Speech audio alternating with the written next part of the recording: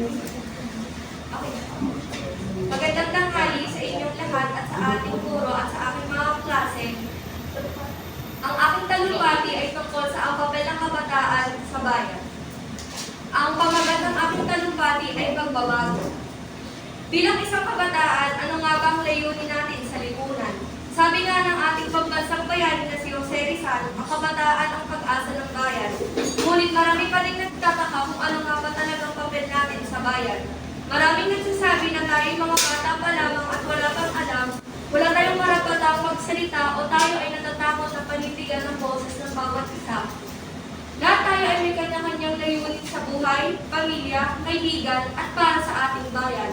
Kinakamit natin lahat ang kapayapaan at maayos na bayan, pero paano nga ba natin ito mapapahalagahan at mapapanatili?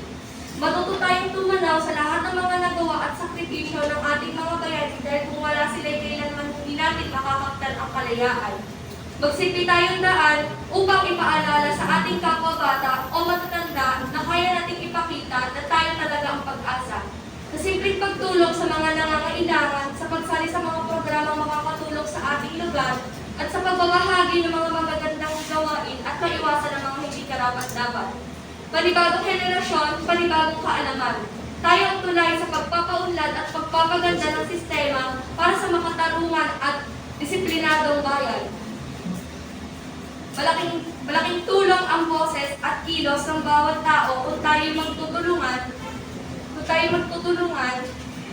Kaya huwag tayong matakot na magsalita, ipaglaban ng tama at magbatid ng maayos na balita para sa maayos at makatarungan na bayan na walang bahid ng kasamaan.